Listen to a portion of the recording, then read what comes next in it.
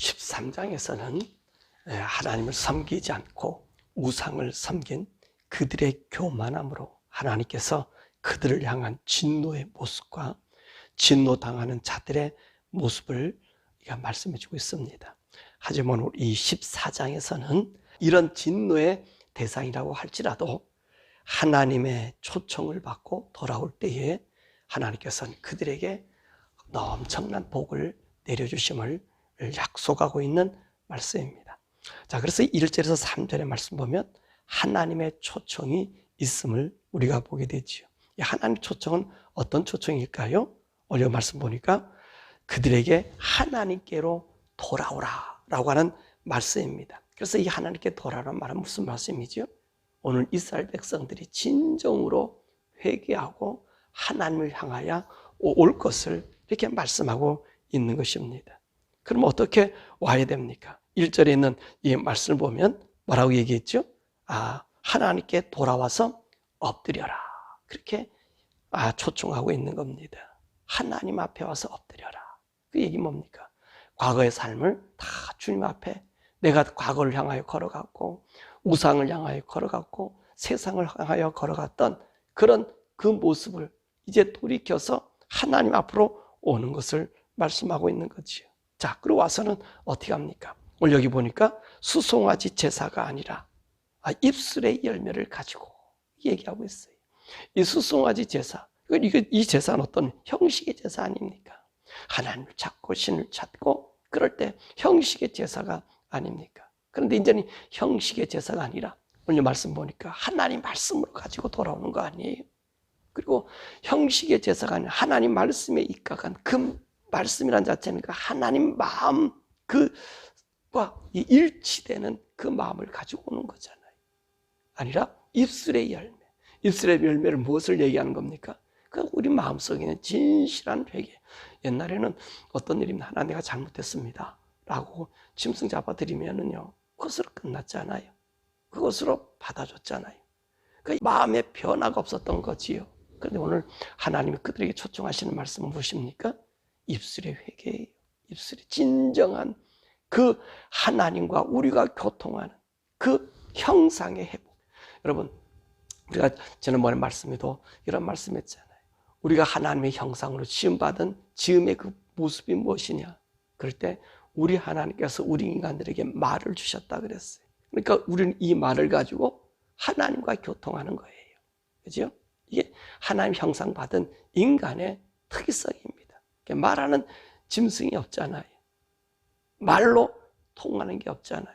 그러니까 하나님께서 우리에게 나타나실 때도 그분이 말로 하시잖아요. 그게 우리가 하나님의 형상 받음의 모습이거든요. 그러니까 오늘 여기서 말씀 보니까 네가 진정으로 이제 형식의 재물 수송아지가 아니라 내가 이걸 저랬으니 나 용서해 주시오가 아니라 네가 진정으로 네 마음에 네 입술로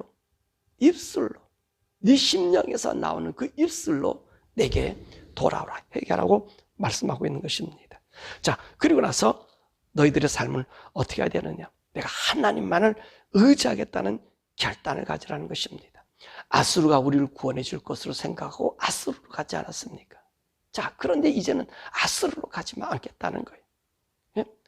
아수르로 가지 않고 이제는 진정한 구원은 우리 하나님께 있으므로 하나님께 돌아온다는 거죠. 그리고 난 다음에 말을 타지 아니하겠다. 무슨 말 얘기합니까? 이 말을 탄다는 얘기는 허세잖아요. 영광을 누리겠다는 거잖아요. 남보다 뛰어난 어떤 존귀함을 얻겠다는 것 아니에요. 그러려고 어디로 갔어 이들이? 아수르를 향해서 갔고 우상을 향해서 걸어갔다는 거예요. 이제는 하나님, 내가 하나님 앞에 돌아올 때 이런 영광, 이런 허세, 이런 것으로 나에게 무장하지 않고 그것을 타지 않겠다는 거예요. 그러니까 말을 타지 않겠다는 거지. 그러니까 무슨 말씀? 겸손하게 자기들의 몸과 마음을 낮추는 모습을 볼 수 있습니다. 그리고 난 다음에 우상을 버리고 무슨 말? 이제야 참 하나님을 찾아 하나님을 믿는다는 것입니다. 이것이 우리 하나님의 초청이에요. 너희들 이런 삶의 모습, 하나님 말씀을 가지고 와서 오늘 그 앞에 엎드리고 하나님 말씀을 가지고 와서 형식이 아니라 우리 심령을 통하는 우리 영을 통하는 그런 이제 입술의 고백, 그리고 더 나아가서 우상을 버리고 하나님 앞에 참 나아가는 그 모습을 우리에게 말씀해 주고 계십니다. 그러면 이런 통회하고 하나님께 온전히 돌아온 그에게 하나님은 어떤 일을 하실까요? 4절에 말씀하고 있습니다. 하나님께서는 반역을 고치시고 그들의 반역을 고치시는 거예요. 그들이 하나님을 떠남을 고치시는 거예요. 이게 무슨 말입니까? 하나님이 그들의 죄를 사해 주시고, 그리고 하나님 어떻게 하셔요? 기쁘고 다시 그들을 사랑하되 기쁘게 여겨주시고 기쁘게 반겨주시고 그 하나님의 사랑으로 품어주시는 거예요. 왜 하나님께서 징벌을 내리시고요? 왜 독한 말을 하죠? 하나님이 우리를 그만큼 사랑한다는 거예요. 애절한 마음이 있다는 거예요. 나를 기뻐한다는 거예요. 하나님이 이 온 우주 만물에서 기뻐한다고 하는 사람이 누가 있습니까? 우리밖에 없잖아요. 우리 인간밖에 없잖아요. 우리를 만들고 하나님이 기뻐하셨잖아요. 행복해 하셨잖아요. 그러니까 우리 하나님께 돌아오면 우리 하나님이 기쁘고 내가 내 사랑을 쏟아나 주겠다는 거예요. 그분이 우리에게 하시는 약속이. 그리고 하나님께서 내가 너를 향한 모든 진노를 내가 거둬들이시겠다. 이 하나님이요. 그 하나님의 무한한 은혜, 자비가 아닙니까? 은총 아닙니까? 하나님이요. 그렇게 하시겠다고 지금 선언하고 있는 것입니다. 그렇게 될 때 오늘 이스라엘 나라 사람들은 어떤 그 환경으로 바꿔지게 될까요? 보니까 이 5절에서 7절의 말씀 보면, 그 5절에 보면 그들을 향한 그 하나님의 마음이 이슬처럼 되겠다는 거예요. 그 이슬이라고 하는 말, 오늘 이 이슬이라는 것은 두 가지 뜻이 있습니다. 무슨 말씀이냐? 하나님이 그렇게 내리겠다는 진노와 이 분노를 아침 이슬 사라진 같이 그랬잖아요. 저들이 어제도 말씀 속에 보니 아침 이슬, 아침의 안개, 구름의 안개 이런 말씀하셨잖아요. 하나님 말씀이 씩 떠나가 버린 그들의 모습에 대한 이야기였는데 우리 주님도 마찬가지. 내가 너희를 진노하고 너를 분노하고 너를 고통 줬던 이것을 이슬처럼 싹 사라져버리게 하시겠다는 거예요. 그게 우리 하나님이셔요. 그분이 누구이기 때문에 그러시죠? 우리 아버지시기 때문에 그러는 거예요. 자식들이 아버지나 부모에게 속상한 일을 해도요, 아버지, 어머니, 그럼 어때요? 오히려 기뻐하잖아요. 마음이 막 떨리잖아요. 지금 이 주님의 이 마음을 우리에게 이야기하는 거예요. 하나님께서 이슬처럼 확 사라져버리게 합니다.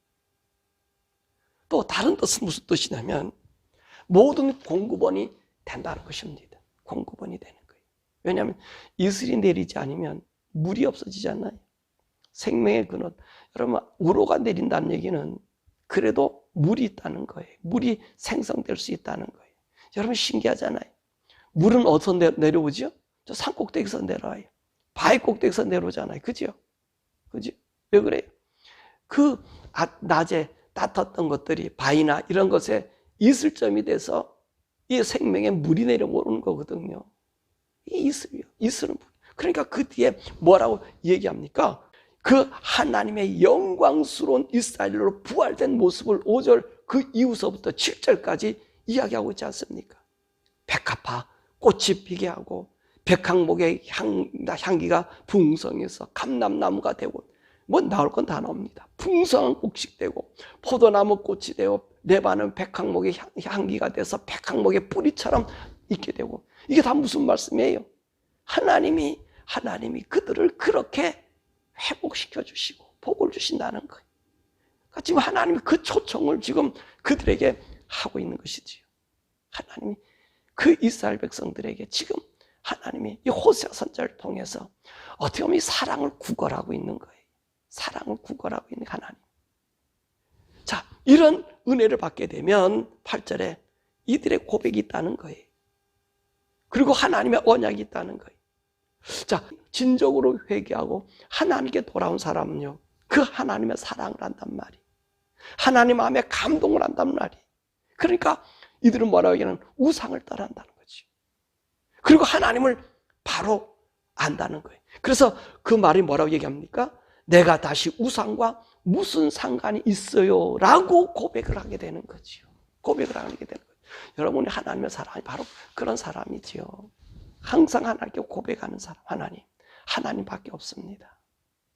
내가 이상 따라 살며 내가 이 세상에서 좋은 곳을 누리고 원하고 따라가다가 내가 상처를 입었지만 내가 뒤돌아보니까 하나님밖에 없네요 라고 고백하는 거예요. 마치 수가성의 여인과 같은 대화 내용이 아닙니까?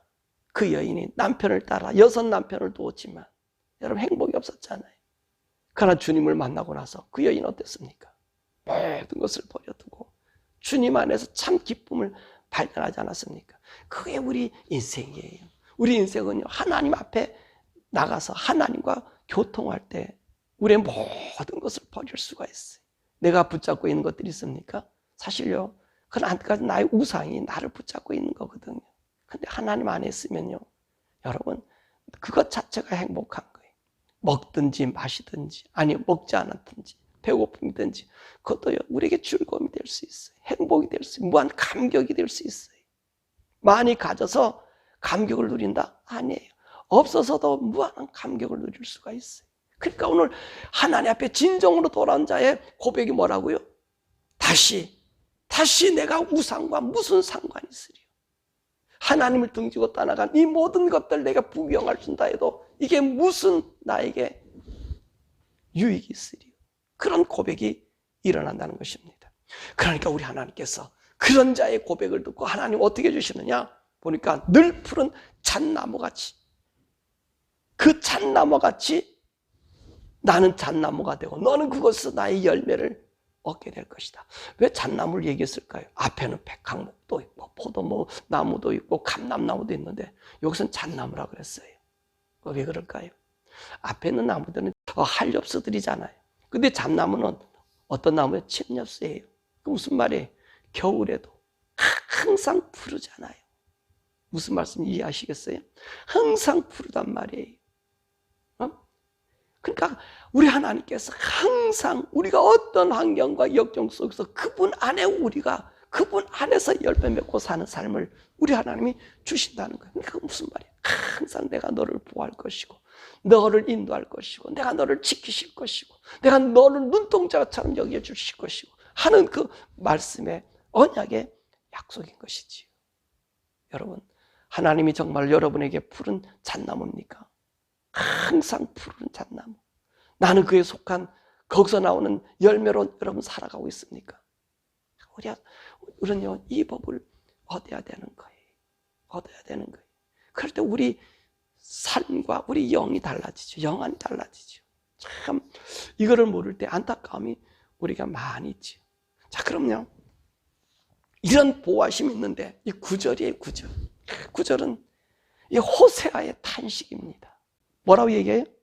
누가 지혜가 있어 이런 일을 깨달으며 누가 총명이 있어 이런 일을 알겠느냐? 여호와의 도는 정직하니 의인은 그 길로 다니거니와 그러나 악인은 그 길에 걸려 넘어지리라. 호세아의 탄식이에요. 호세아 선지자의 탄식. 하나님이 이런 복을 그에게 이스라엘 사람들에게 주시겠다고 약속했잖아요. 그래서 이 엄한 호세아, 정결하게 사는 호세아, 그의 상징을 삼아서 그 창녀 고멜, 그를 갖다가 아내로 맞이고 그가 도망간 것을 또 붙잡아오고 또 언약을 맺고, 여러분 이 호세아의 그 삶에 그들에게 증표로 보여주었잖아요. 여러분, 호세아가 부자로 살았겠습니까? 거기서요? 번질번질하고 말 타고 살았겠어요? 아니, 이 사람 찌질한 사람, 그러니까 이 사람 얘기를 안 듣는 거예요. 그러니까 지금 하나님께서 상징으로 너의 모습이 이런 모습인데 돌아보라고 호세아 선지자에게 얘기해 줬는데도 이들은 들어오지 않으니까 호세아가 탄식하는 거예요. 누가 깨닫고 알겠는가? 누가 이 사람들이 정말 지혜와 총명이 있는가? 이 지혜란 말은 뭐지요? 이 지혜는 발견하는 거잖아요. 그죠? 발견되는 거고 자신을 성찰하는 게 이게 지혜입니다. 지혜라고 하는 게 바로 그런 거거든요. 발견되어지는 거예요. 오늘 하나님께서 말씀을 가지고 와서 엎드리라 그러잖아요. 그 말씀 속에서 그 하나님을 발견하는 것이 지혜고 그 말씀 속에서 내가 발견되어 나의 모습이 드러나는 것이 이 지혜로운 사람이란 말이에요. 그런 총명이 뭐지요? 총명은 살아가는 삶이에요. 삶이. 총명은요, 우리의 바탕된 지혜, 그 지식이 우리의 삶을 이끌어가는 것이 총명한 삶이라. 그 얘기하는 거예요. 이들이 발견돼서 정말 하나님을 아는 자기 자신이 발견돼서 그 하나님 안에 하나님 법으로 우상을 버리고 하나님의 뜻으로 살아가는 그런 지혜로운 사람이 누가 있을까? 외친 거예요. 왜? 우리 하나님의 도는 정직하다 그랬습니다. 정직해. 이 정직한 도가 우리 앞에 더 있다는 거예요. 근데 의인은 어떡합니까? 그 도대로 살아가요. 하나님 말씀대로 살아가요. 근데 의인은 걸려 넘어진다는 거예요. 그러니까 하나님의 말씀, 하나님의 그 뜻이 인생의 선악과 나무예요. 인생의 선악과 나무. 이 나무를 먹으면 하나님과 떨어지고 죽어요. 없어져요. 그런데 그 하나님 말씀의 도를 따라 걸어가면 우리에게 생명이 있는 거예요. 우리 예수님을 우리가 믿잖아요. 똑같은 말씀 아닙니까? 예수를 믿는 자는 사망에서 생명으로 옮겼고 믿지 않는 자는 하나님의 아들 믿지 아니하므로 이미도 사망, 죽음에 이르는 거예요. 요한복음 3장 16절에 18절에 있는 말씀이고요. 5장 12절에 있는 말씀이고요. 3장 38절에 있는 말씀이고 요한일서 5장 12절에 있는 말씀이에요. 이 말씀이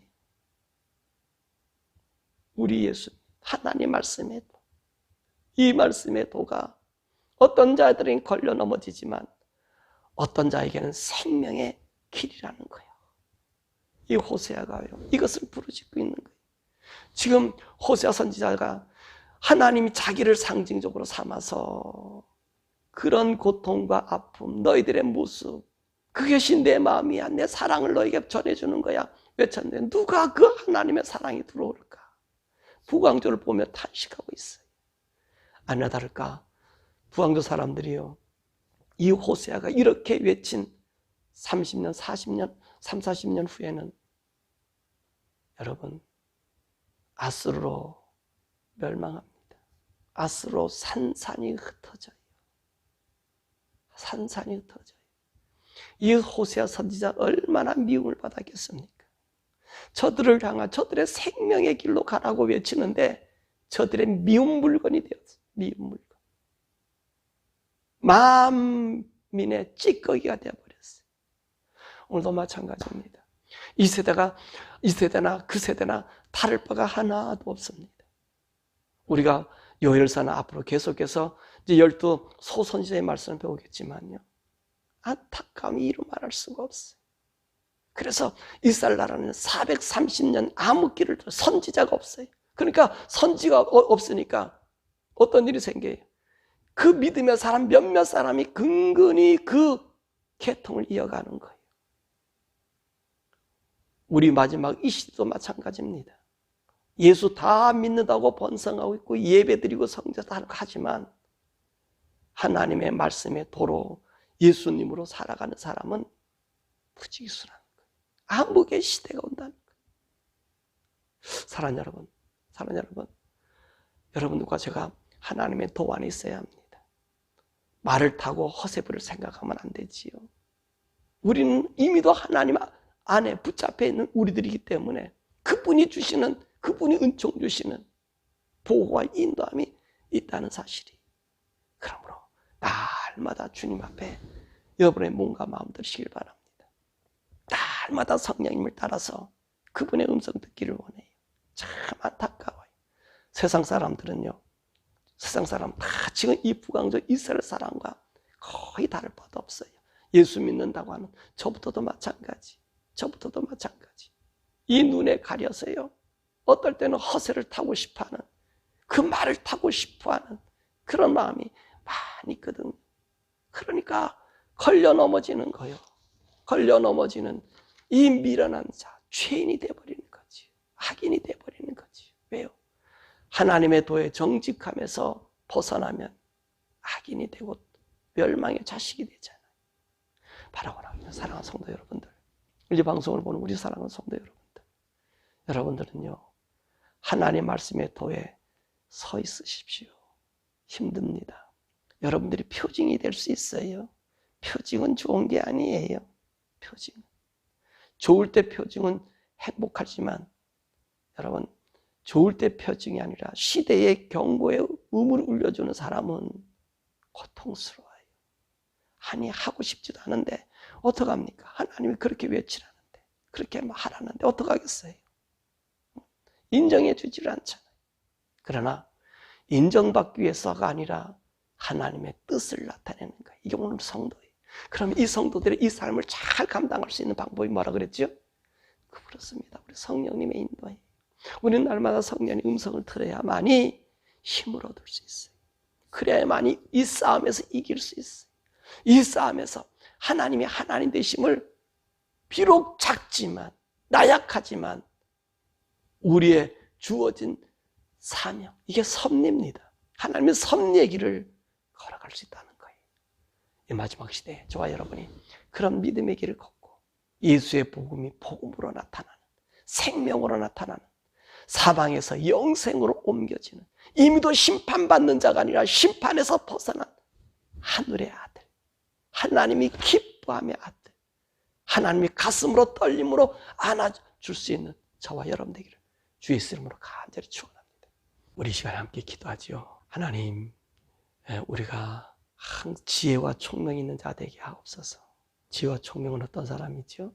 하나님 말씀에 안에서 그 뜻을 발견하고 내 자신을 살펴보는 자가 지혜로운 자고요. 총명한 자는 어떤 자라 그랬습니까? 그 말씀대로 살아가는 자예요. 이 사람을 어떤 사람이랍니까? 회개한 사람이고요. 이 사람을 갖다가 의인이라고 본문에 얘기했어요. 하나님, 예수 그리스도의 피로 의인된 우리들이라고 약속해 주셨는데 내가 행여나 아수를 향하여 달려가는, 우상을 향하여 달려가는, 말을 타고 허세 부리기를 좋아하는 내가 아닌지 살펴보고 성령님 나를 도와주셔서 하나님 말씀의 정직한 말씀의 도로 걸어가 하나님 나의 정말로 푸른 잣나무가 되시고 나는 그분이 주시는 열매로 살아갈 수 있는 그런 사람 되게 해달라고, 그런 예수쟁이 되게 해달라고, 나를 통하여 하나님의 복음 생명이 나타날 수 있게 해달라고. 우리 주여 부르고 함께 기도하시겠습니다. 주여.